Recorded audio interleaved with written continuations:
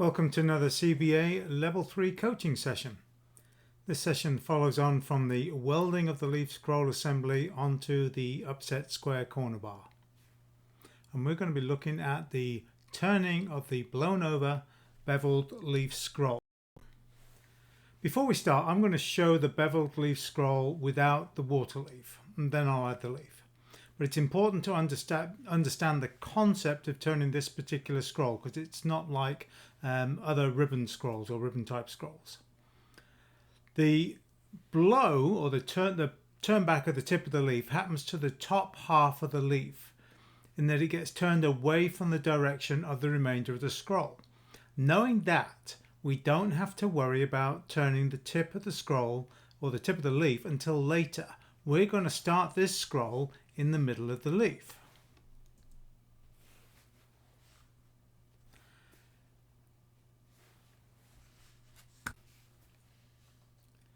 What's important for me is I want you to keep the center line of the scroll or the leaf scroll assembly is perpendicular to the center line of the bick.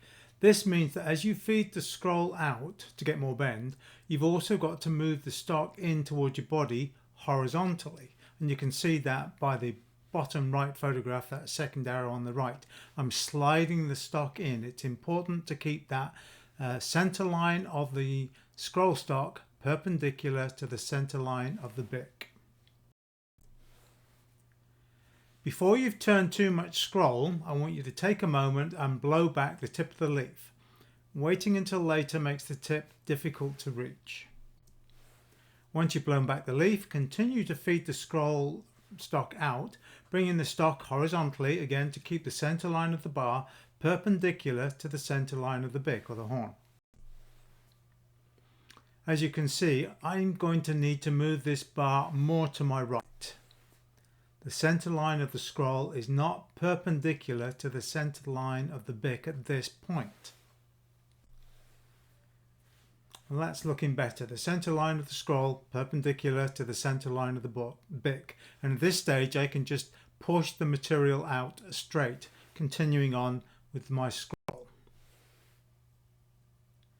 Again, as soon as you get to the straight section of the scroll, just keep feeding the stock out. You don't have to worry about moving the stock horizontally. And that is where it starts to become important for us, especially when we have the water leaf attached.